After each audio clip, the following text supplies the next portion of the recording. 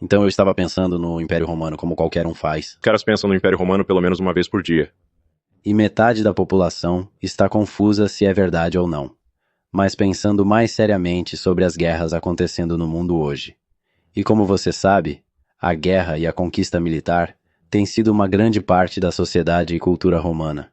E isso, eu acho, tem sido uma grande parte da maioria dos impérios e dinastias ao longo da história humana, então. Sim, eles geralmente vinham como resultado da conquista. Quero dizer, há alguns como o Império Austro-Húngaro, onde houve apenas um monte de casamentos inteligentes. Mas, fundamentalmente, há um motor de conquista. Eles celebram a excelência na guerra. Muitos dos líderes eram excelentes generais, esse tipo de coisa. Então, uma questão de grande importância. Grok aprovou. Eu perguntei. Essa é uma boa pergunta para se fazer. Faça o teste. Grog aprovou. Pelo menos no modo divertido. Até que ponto você acha que a guerra é parte da natureza humana versus uma consequência de como as sociedades humanas são estruturadas? Eu pergunto isso como você tem sido, de alguma forma, um defensor controverso da paz. Eu geralmente sou um defensor da paz. Quer dizer, a ignorância é talvez, na minha opinião, o verdadeiro inimigo para combatê-la. Essa é a parte realmente difícil, não, você sabe, lutar contra outros humanos. Mas todas as criaturas lutam. Quer dizer, a selva é como... Você olha para... As pessoas pensam na natureza como talvez algum tipo de coisa pacífica, mas na verdade... Há uma coisa bem engraçada do Werner Herzog, onde ele está na selva, tipo dizendo que é basicamente só assassinato e morte, em todas as direções. Quer dizer, as plantas e os animais na selva estão constantemente tentando matar e comer uns aos outros, todo dia, todo minuto. Então não é como se fôssemos incomuns nesse aspecto. Há uma questão relevante aqui. Se maior inteligência traz maior controle sobre esses instintos básicos de violência. Sim. Temos muito mais capacidade de controlar nosso instinto límbico para a violência do que, digamos, um chimpanzé. E de fato, se olharmos para, digamos, a sociedade dos chimpanzés, ela não é amigável. Quero dizer, os bonobos são uma exceção. Mas a sociedade dos chimpanzés é cheio de violência e, francamente, é bem horrível. Esse é o nosso sistema límbico em ação. Assim como você não quer ficar do lado errado de um chimpanzé, ele vai comer seu rosto e arrancar Sim, suas bolas. basicamente não há limites, ou ética, ou são quase uma guerra justa. Não há guerra justa em sociedades de chimpanzés. Há guerra e dominância por qualquer meio necessário. Sim. A sociedade dos chimpanzés é como uma versão primitiva da sociedade humana. Eles não são nada pacíficos, basicamente. A violência extrema. E, então, de vez em quando, alguém que assistiu a muitos filmes da Disney decide criar um chimpanzé como animal de estimação. E então isso come o rosto deles, arranca suas bolas ou arranca seus dedos, esse tipo de coisa. Isso aconteceu várias vezes. Arrancar suas bolas é uma estratégia interessante de interação. Aconteceu com pessoas. É lamentável. Essa é, eu acho, uma maneira de garantir que o outro idiota não contribua para o pool genético. Bem, de uma perspectiva de artes marciais, é uma estratégia fascinante. O arrancador de nozes. Gostaria de saber qual das artes marciais ensina isso. Acho que é seguro dizer que, se alguém tem suas bolas nas mãos e tem a opção de esfregá-las, você estará aberto a tudo o que eles quiserem. Sim. Então, como eu disse, de alguma forma controversamente você tem sido um defensor da paz, no Twitter, no X. Sim. Então, deixe-me perguntar sobre as guerras que estão acontecendo hoje e para ver qual pode ser o caminho para a paz. Como você espera que a guerra atual em Israel e Gaza chegue ao fim?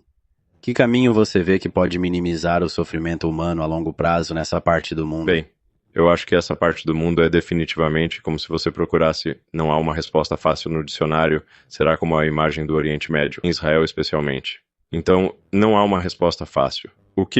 Essa é estritamente minha opinião, você sabe, é que o objetivo do Hamas era provocar uma reação exagerada de Israel. Eles obviamente não esperavam ter uma vitória militar, mas eles realmente queriam cometer as piores atrocidades que pudessem para provocar a resposta mais agressiva possível de Israel. Então aproveite isso, uma resposta agressiva para reunir muçulmanos em todo o mundo pela causa de Gaza e da Palestina. O que eles conseguiram fazer? Então, coisa contraintuitiva aqui, eu acho que a coisa que eu acho que deveria ser feita, mesmo que seja muito difícil, é que eu recomendaria que Israel se envolvesse nos atos de gentileza mais visíveis possíveis, em tudo. Essa é a verdadeira razão pela qual nos ensinaram que o objetivo de Marte é esse. Implementado.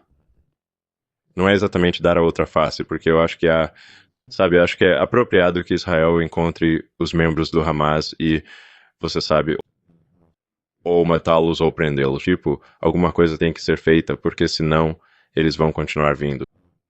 Mas Além disso, eles precisam fazer tudo o que puderem.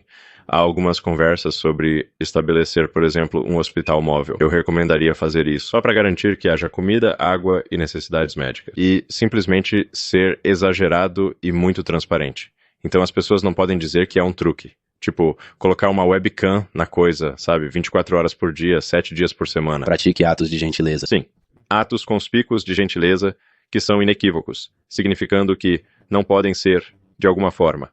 Porque o Hamas, então, sua resposta será: é um truque. Portanto, você tem que contra-atacar como não é um truque. Em última análise, isso combate a força mais ampla do ódio na região. Sim. E não tenho certeza de quem disse isso, é um ditado apócrifo, mas olho por olho deixa todos cegos. Agora, nessa região, eles realmente acreditam nessa coisa de olho por olho. Mas quero dizer, você realmente tem. Se você não vai simplesmente cometer genocídio, como contra um povo inteiro, o que obviamente não seria aceitável, realmente não deveria ser aceitável para ninguém. Então você vai deixar basicamente muitas pessoas vivas que subsequentemente odeiam Israel. Então a questão é, como para cada membro do Hamas que você mata, quantos você criou? E se você cria mais do que mata, você não teve sucesso. Essa é a situação real aí. E é seguro dizer que se você mata o filho de alguém em Gaza, você fez com que pelo menos alguns membros do Hamas morressem só para matar um israelense. Essa é a situação. Mas quero dizer, esse é um dos assuntos mais controversos que alguém poderia discutir, mas acho que se o objetivo final é algum tipo de paz de longo prazo, é preciso olhar para isso do ponto de vista de, com o tempo, há mais ou menos terroristas sendo criados? Deixe-me falar apenas sobre a guerra. Sim, é seguro dizer que a guerra sempre existiu e sempre existirá. Sempre existirá. Ela sempre existiu e sempre existirá. Espero que não.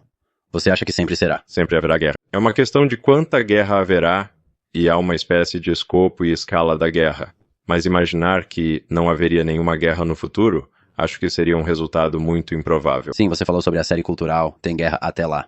Sim, há uma guerra gigante. O primeiro livro começa com uma guerra galáctica gigantesca, onde trilhões morrem, trilhões. Mas ainda assim protege esses bolsões de florescimento. De alguma forma, é possível ter uma guerra galáctica e ainda ter bolsões de prosperidade. Sim, quero dizer, acho que se um dia formos capazes de expandir, você sabe, preencher a galáxia ou algo assim, haverá uma guerra galáctica em algum momento. Ah, a escala. Quero dizer, a escala da guerra tem aumentado, aumentado, aumentado. É como uma corrida entre a escala do sofrimento e a escala do florescimento.